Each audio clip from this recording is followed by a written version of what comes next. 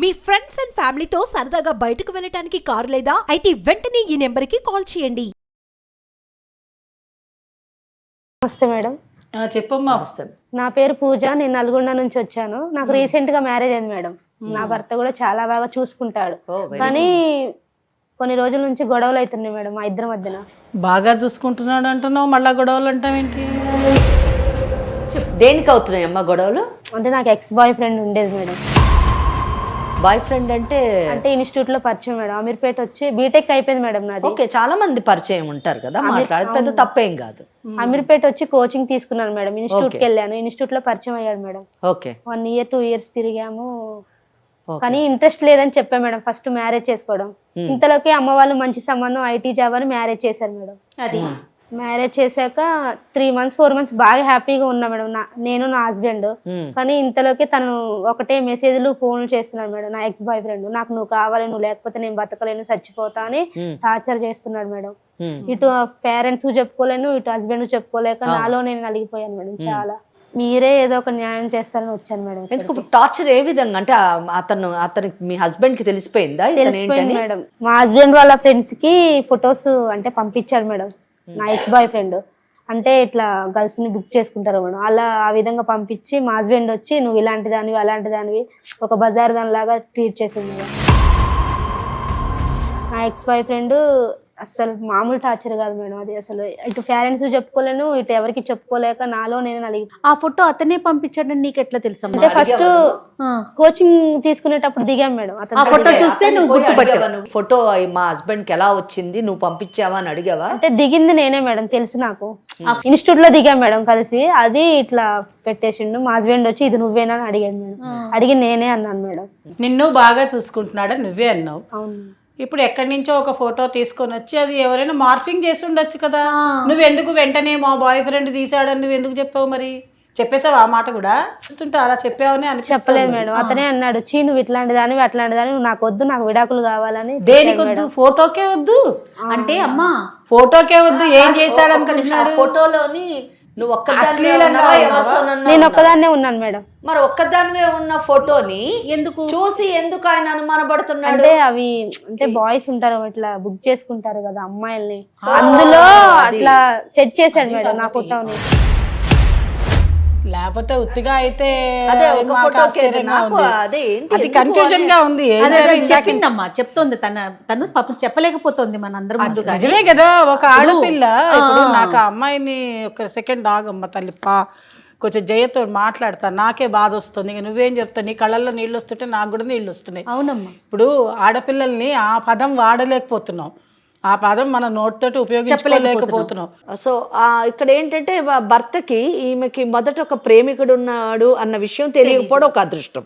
ప్రధానమైనటువంటి అంశం ఇక్కడ ఏంటంటే ఈ అమ్మాయి పెళ్లికి ముందు వ్యభిచార వృత్తి చేసేది అనేటటువంటి ఆలోచన అతనికి కలగడానికి ఆ ఫోటో ఎవరైతే బుకింగ్ చేసుకుంటారో ఆ బుకింగ్ వాళ్ళ ద్వారా ఆ ఫోటో ఇతనికి రావడం, అంటే ఆ వ్యవస్థ నుంచి ఆ ఫోటో వచ్చేసరికి నిజంగా చెప్పాలంటే ఏ వ్యక్తి అయినా కానివ్వండి అసలు నిలువెత్తున కూలిపోతాడు అని చెప్పచ్చు. నిజానికి భర్త స్థానంలో ఉన్నటువంటి వాడు ఒక గౌరవప్రదమైనటువంటి కుటుంబం నుంచి ఒక అమ్మాయిని, చదువుకున్న అమ్మాయిని పెళ్లి చేసుకున్నాను అనే ఆలోచనలో ఉండి ఒక మంచివాడు భార్యను బాగా చూసుకుంటున్నటువంటి అబ్బాయి నా భార్య ఇటువంటి వృత్తి చేసేది అనేటువంటి విషయం అతని నోటీసుకు కానీ వస్తే ఎవ్వరూ సహించరు, భరించరు. నిజం చెప్పాలంటే బ్రతకడం కూడా చాలా ఆలోచించదగినటువంటి విషయం. ఇప్పుడు మన ముందు ఒక అమ్మాయి ఉంది కదా, చాలా అమాయకంగా ఉంది, చాలా అమాయకురాలు అనేటటువంటి కొన్ని కేసుల్లోని ఇటువంటి ఆలోచన విధానాన్ని మనం పక్కన పెట్టుకోవాలి. ఎందుకంటే అమ్మాయిలు అమాయకత్వం పక్కన పెడితే వాళ్ళు చేసుకునేటటువంటి చర్యలు, వాళ్ళు చేసేటటువంటి పనులు వాళ్ళ భవిష్యత్తుని ఏ విధంగా నాశనం చేస్తాయి అన్న విషయాన్ని చూస్తున్నటువంటి ప్రేక్షకులకు కూడా తెలియజేయాలి.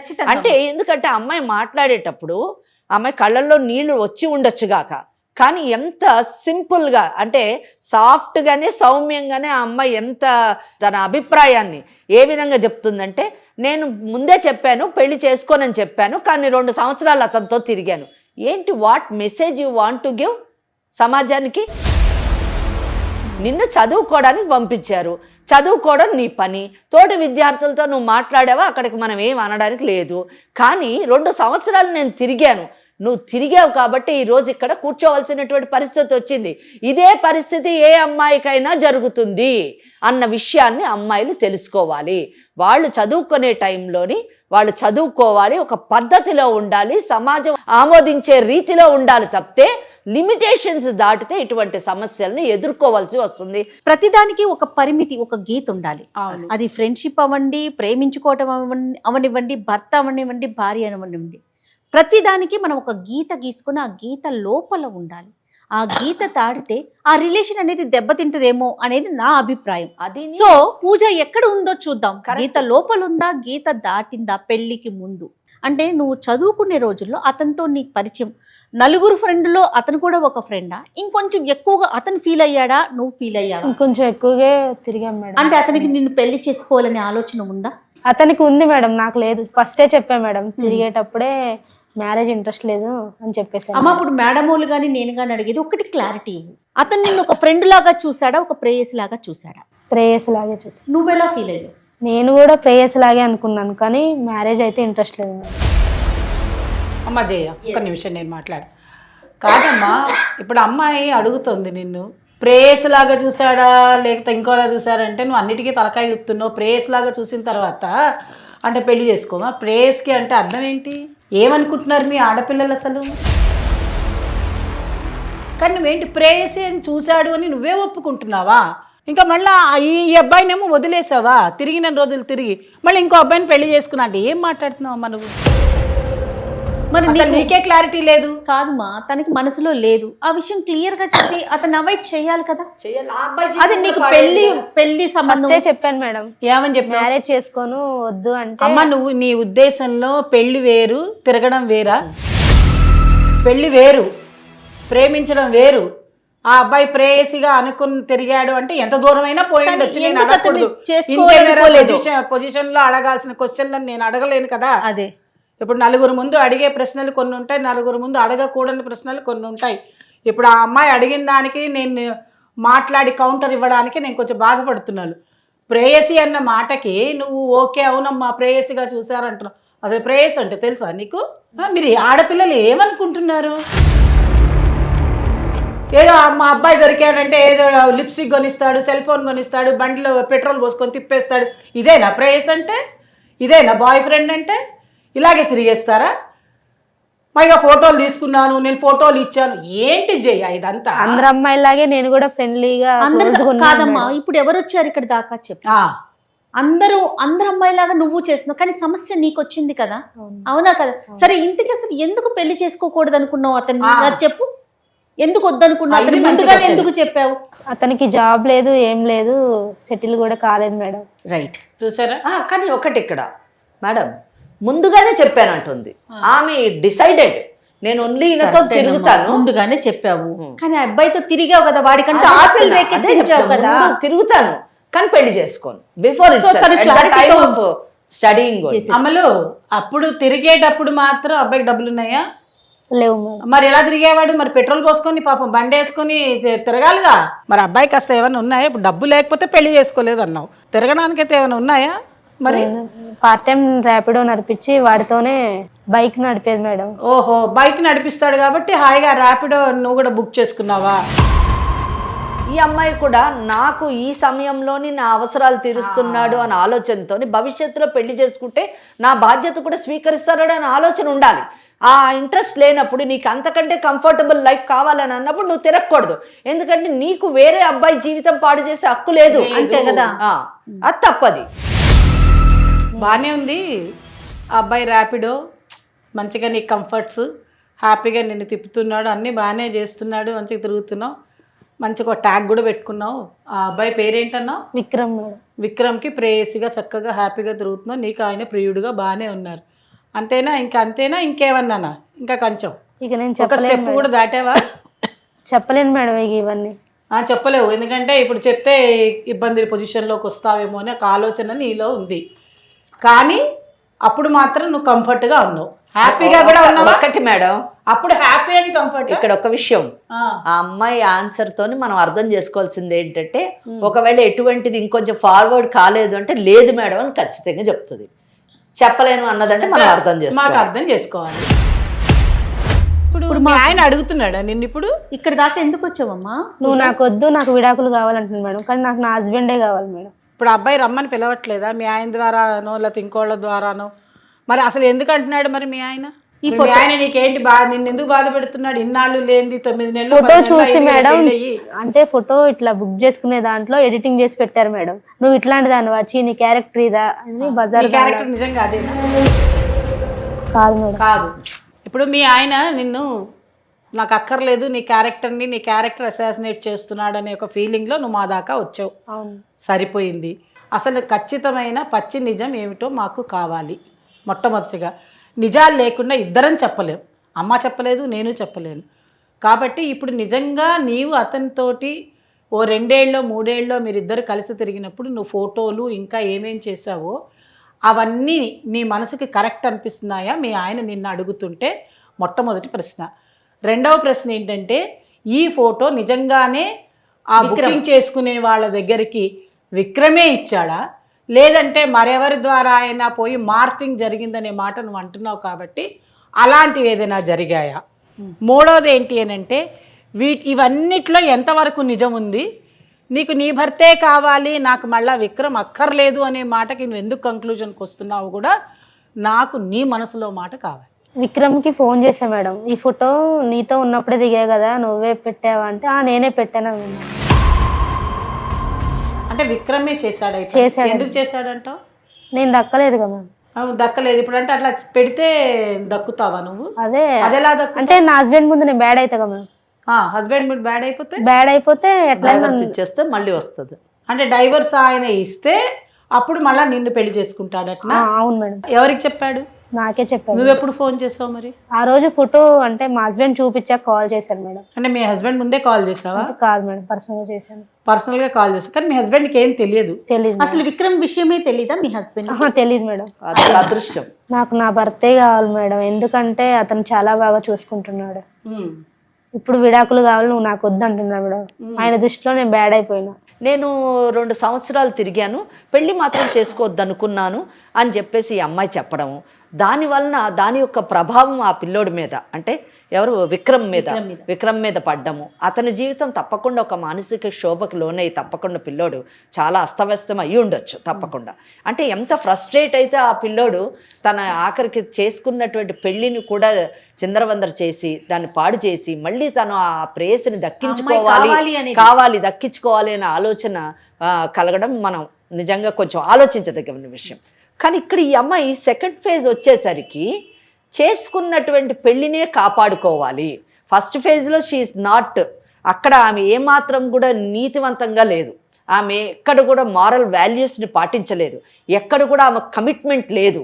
అల్లాటప్పాగా చిందరవందరగా ఏదో ఆ లైట్గా లైఫ్ని తీసుకుంది. కానీ ఎప్పుడైతే పెళ్లి చేసుకుందో తన భర్త యొక్క ప్రేమను చవి చూసిన తర్వాత అక్కడ బాధ్యతాయుతంగా మారి పెళ్ళి అనేటటువంటి ఇన్స్టిట్యూషన్ పట్ల రెస్పెక్టబుల్గా ఉండి నా భర్తని నేను కాపాడుకోవాలి, నా కుటుంబాన్ని నేను కాపాడుకోవాలి, నాకు పెళ్ళి అనేటటువంటి బంధాన్ని నేను కంటిన్యూ చేయాలి అని అనుకోవడం చాలా గొప్ప విషయం. సో ఇక్కడ తను ఈరోజు సుమన్ లీగల్ అడ్వైస్ కార్యక్రమానికి వచ్చి నా కుటుంబాన్ని పరిరక్షించండి, నా భర్త నాతో ఉండేటట్టు చూడండి, నా సంసారాన్ని చక్కబెట్టండి అని అడగడం చాలా హర్షణీయం. అయితే ఇక్కడ మనము ఆ పని చేసేటటువంటి అవకాశం కూడా మనకుంది. ఎందుకంటే ఆమెలోని ఈ మార్పు, ఆమెలోని ఈ యొక్క ఆలోచన మనం నిజంగా ప్రోత్సహించాలి, అభినందించాలి. ఎందుకంటే మనం సెట్ కూడా చేయగలం. ఎందుకు సెట్ చేయగలం అంటే ఇక్కడ అన్డౌటెడ్లీ పూజ యాజ్ వెల్ యాజ్ విక్రమ్ ఇద్దరి జీవితాల్లోని విక్రమ్ కూడా విక్టిమ్ అనే చెప్పాలి. గతంలోని చేసేటటువంటి చర్యల యొక్క ప్రభావం భవిష్యత్తు మీద ఎలా ఉంటుందని భావి తరాల వారికి చెప్పగలం. ఇక్కడ ఇది చేయడానికి మనకు అవకాశం ఏంటంటే, లక్కీలీ ఈ కేసులోని భర్తకి వీళ్ళిద్దరూ ప్రేమికులన్న విషయం తెలియకపోవడం, భర్తకి కౌన్సిలింగ్ చేయడం ద్వారా, అలాగే విక్రమ్తో మాట్లాడి నయానో భయాన్నో అతనిలోని మార్పును తీసుకొచ్చి తన భవిష్యత్తుని వేరే విధంగా సరిదిద్దుకోమని చెప్పేసి మనము చేయటానికి వీళ్ళిద్దరిని అవకాశం చేస్తే తప్పకుండా ఈ అమ్మాయి బాగుంటుంది, విక్రము కొత్త జీవితాన్ని ప్రారంభిస్తాడు, భర్త కూడా శాంతియుతంగా తన భార్యతో కాపురం చేసుకోగలడు. ఒకసారి ఫోన్ కాల్ తీసుకుంటానమ్మా. ఏమా నువ్వు చెప్పు, మీ హస్బెండ్ తో మాట్లాడదామా లేకపోతే విక్రమ్ తో మాట్లాడదాం? విక్రమ్తో మాట్లాడదాం. అతనికి ఏం చెప్పొద్దా? మీ హస్బెండ్ కి ఏం వద్దు వద్దు మేడం. ఏమా మరి ఇప్పుడు ఏం చేద్దామంటారు? మరి ఒకసారి విక్రమ్ కాల్ చేయండి అవకాశం ఉంటే.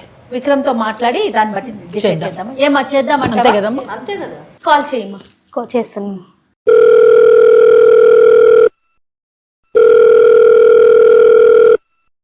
హలో పూజ. విక్రమ్ ఫోన్ ఎందుకు లిఫ్ట్ చేయట్లేదు పూజ నువ్వు అసలుకి?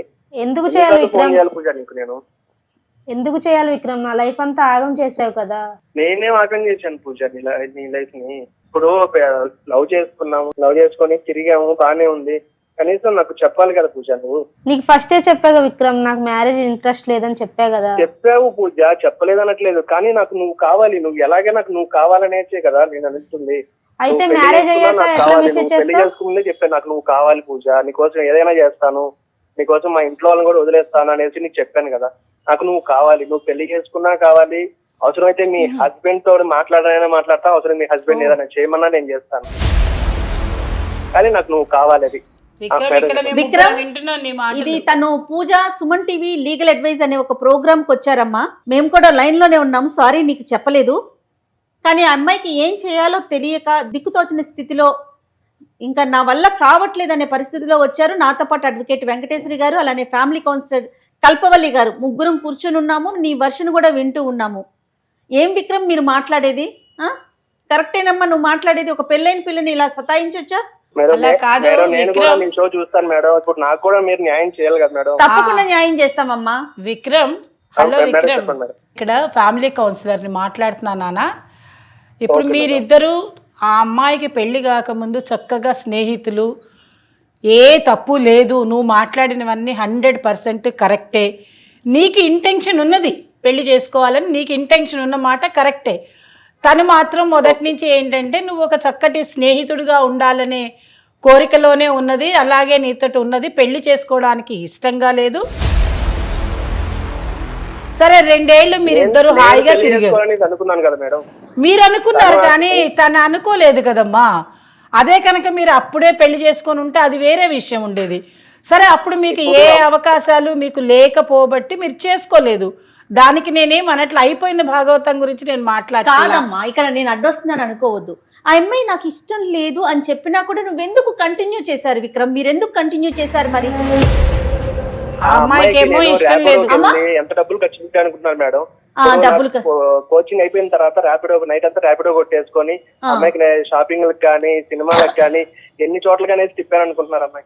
అవన్నీ కరెక్టేనమ్మా. కానీ అమ్మాయి నాకు నీతో పెళ్లి ఇష్టం లేదనే విషయం నీకు చెప్పిందా చెప్పలేదా? అది నిజం చెప్పండి. ఆ అమ్మాయికి హాస్టల్ ఫీజులు కూడా నేనే కట్టాను మేడం. ఎన్నోసార్లు కట్టాను, అడగండి అమ్మాయిని. అదేనమ్మా, మీరు కట్టారు. ఏదైనా కానీ నాకు ఆ అమ్మాయి కావాలి మేడం. అలాగే అందుకనే నేను అంటే నువ్వు డబ్బులు ఖర్చు పెట్టానని చెప్పి ఆ పిల్లని కావాలనుకుంటున్నట్టు అనిపిస్తా ఉంది. ఇది కరెక్టేనా విక్రమ్? అమ్మాయి క్లియర్ గా చెప్తాను కదా మేడం. అమ్మాయి ఇష్టం ఉండబట్టే కదా నేను ఖర్చు పెట్టింది డబ్బులు. ఇష్టం లేకపోతే అంత డబ్బులు ఎవరు కష్టపడి ఖర్చు పెట్టరు కదా మేడం. నీకు ఇష్టమేనమ్మా, తనకి అలా కాదమ్మా. ఇక్కడ ఏం జరిగిందంటే అతన్ని కూడా మనం తప్పు పట్టడానికి వీల్లేదు. కారణం ఏంటంటే ఇద్దరు హాయిగా సరదాగా తిరిగారు. కానీ ఆ అబ్బాయి ఒక బాధ్యతగా తిరిగాడు. ఆ బాధ్యత ఏమిటి అని అంటే ఈ అమ్మాయిని పెళ్లి చేసుకోవాలి, చక్కగా తనకి కావలసినటువంటి విధానాలన్నీ చూశాడు. హాస్టల్ ఫీజు కట్టడమే కానీ మంచి కోచింగ్ అన్ని చూశాడు. సరే పెళ్లి చేసుకోవాలనుకున్నాడో చేసుకోలేదు అనుకున్నాడో ఆ తర్వాత రెండో మాట. ఇద్దరు సంతోషంగా తిరిగారు. ఆ అమ్మాయికి కావాల్సిన విషయాలన్నీ అబ్బాయి చూశాడని క్లియర్గా మీతో చెప్తున్నాడు. మనందరం వింటూనే ఉన్నాము. కానీ అదృష్టవశాత్తు దురదృష్టవశాత్తు ఈ పిల్ల మాత్రం ఆ అబ్బాయిని పెళ్లి చేసుకోనన్నమాట మొదటి నుంచి మైండ్లో స్థిరంగా పెట్టుకున్నట్టుంది. తల్లిదండ్రులు చూపించినటువంటి పెళ్లి చేసుకుంటాను వెళ్ళి, కానీ ఆ అబ్బాయికి చెప్పలేదు అన్నాడు ఫస్టే. తనకి ఒక మాట చెప్పలేదు, నాకే విషయం తెలియదు. అబ్రప్ట్గా వదిలేసింది ఆ అబ్బాయిని. రోడ్డు మీద వదిలేస్తే తన జీవితం పాడైపోయింది. అందరూ ఏమనుకుంటారంటే డబ్బుతోటే జీవితం అనుకుంటారు. డబ్బే కాదు, మానసిక సంఘర్షణ అనేది డబ్బు కన్నా 1000 రెట్లు ఎక్కువ. ఎందుకంటే మెంటల్ యాగనీని ఎవరు తీర్చే పరిస్థితి కాదు. అలాంటి పరిస్థితిలో ఆ అబ్బాయి ఇబ్బంది పడ్డాడు. కానీ ఇప్పుడు ఏంటంటే ఈ అమ్మాయి పెళ్లి చేసుకుని ఒక అబ్బాయికి భార్య అయిపోయింది. కాదమ్మా విక్రమ్, ఇప్పుడు మేడం చెప్పింది అంతా విన్నారు మీరు. వాళ్ళ హస్బెండ్ కి ఫొటోస్ పంపించింది మీరేనా? నేనే పంపించాను మేడం. ఎందుకని, దేనికోసం నాకు పంపించాము? ఆ అమ్మాయి కావాలి మేడం. నాకు ఆ అమ్మాయి కావాలంటే ఆ అమ్మాయి కోసం నేను ఏదైనా చేస్తాను మేడం. ఏదైనా చేసేవాడు త్యాగం చెయ్యాలి.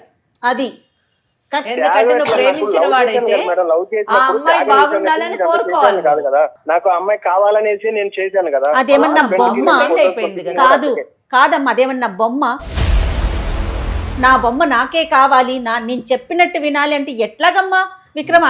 ఆమె ఒక మనిషి అమ్మా, దానికి ఒక మనసు ప్రేమ ఉంటుంది. మేడం. నేను ఆ అమ్మాయిని అంత సిన్సియర్గా ఒక మాట విను విక్రమ్. మా ఇంట్లో కూడా కాదనుకుని కూడా ఆ అమ్మాయి కోసం ఎంత చేశాను కాబట్టి అమ్మాయిని పెళ్ళైనా కూడా వదులుకోలేకపోతున్నాను. ఇద్దరు ఎక్స్ట్రీమే.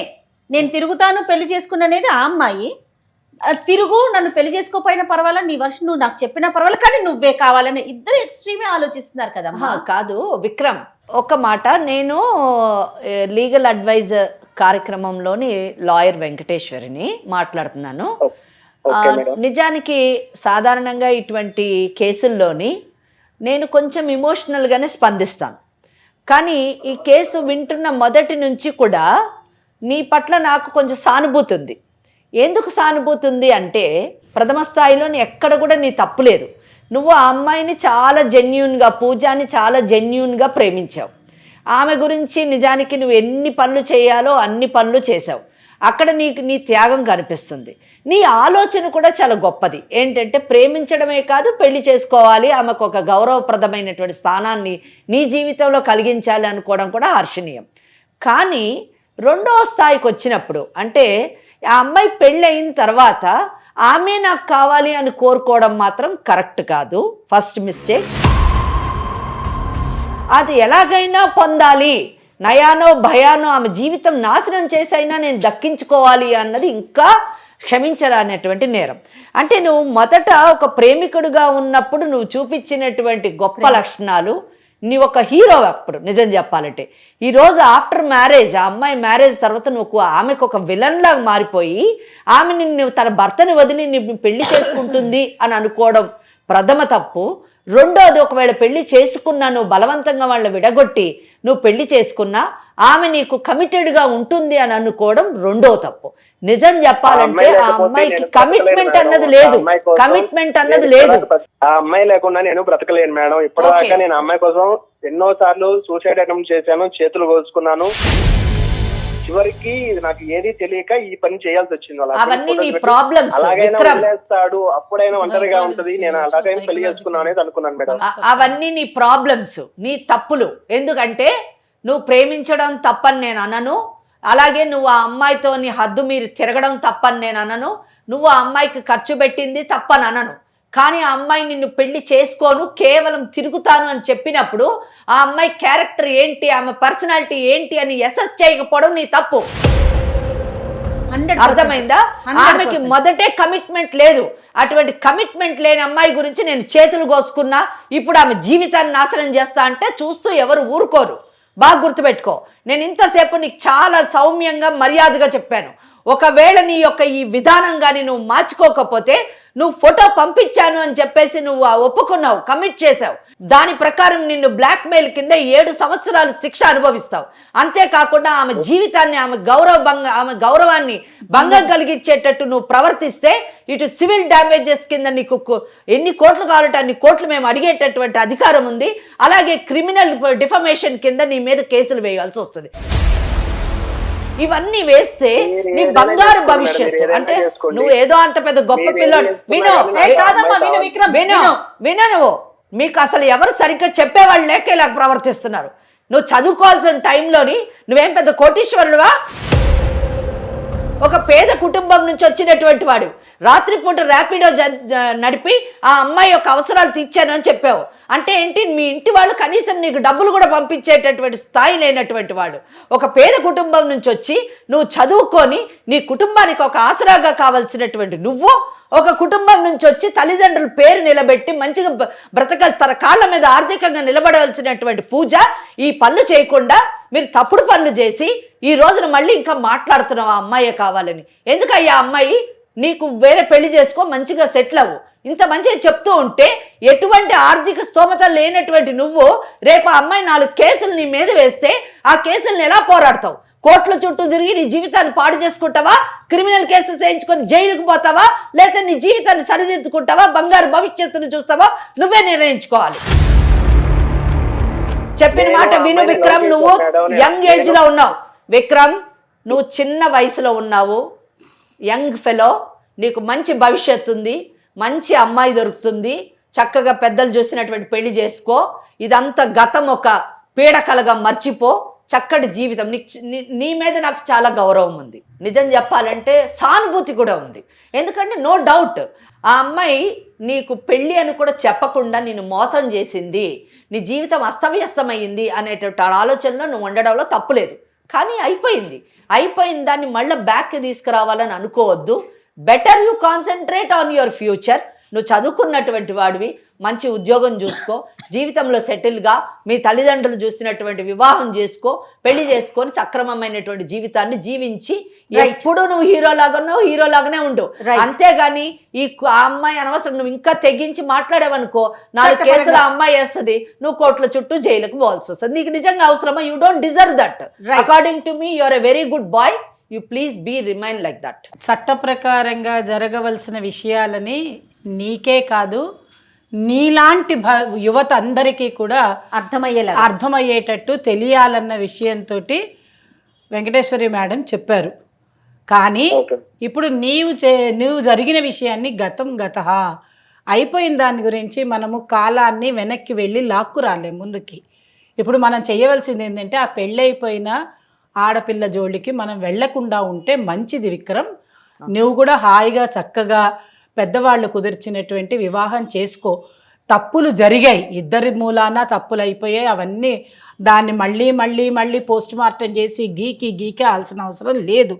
అయిపోయిన దాని గురించి కాకుండా ఆ అమ్మాయి జీవితంతో చెలగాటాలు ఆడకుండా ఒక అమ్మాయి ప్రేమ త్యాగాన్ని కోరుకుంటుంది నాన్న. హాయిగా చక్కగా ఆ అమ్మాయి పెళ్లి చేసుకుంది, నువ్వు ఇంకా వాళ్ళ భర్తకి చెప్పాలి. ఏమని చెప్పాలి? చక్కగా చూసుకోమని చెప్పాలి. అదేదో ఒకవేళ నిన్ను అడిగితే. కానీ ఆ అమ్మాయి సమర్థించుకునే వ్యవహారం ఆ అమ్మాయిలో ఉన్నది, వాళ్ళ పెద్దవాళ్ళందరూ ఉన్నారు. మాలాంటి కౌన్సిలర్స్ దగ్గరికి భార్యాభర్త వస్తే మేము కౌన్సిలింగ్ చేస్తాము. కానీ ఆ అమ్మాయి జోలికి ఇక ముందు రోజుల్లో పోవద్దు. మగపిల్లలైనా ఆడపిల్లలైనా ఎవరి హద్దుల్లో, ఇందాక జయ మేడం అదే చెప్పింది, ఎవరి హద్దుల్లో వాళ్ళు ఉంటే మంచిది. హద్దులు దాటి ఎవరు ప్రవర్తించకండి, భవిష్యత్తుని పాడు చేసుకోవద్దు. ఒక 2-3 రోజుల్లో విక్రమ్ వచ్చి మిమ్మల్ని కలవాలి. అది ఇక్కడ పూజ మీ వారిని కూడా తీసుకొని రా, మీ ఇద్దరికి కూడా కౌన్సిలింగ్ చేస్తేనే మీరిద్దరు హాయిగా ఉంటారు. ఇది 1 రోజులో అయిపోయేది కాదు. మనసులన్నీ చికాకు పడి ఉన్నాయి కాబట్టి ఆడపిల్లలైనా సరే మగపిల్లలైనా సరే ఎవరి హద్దుల్లో వాళ్ళు ఉండాలి. అంతే.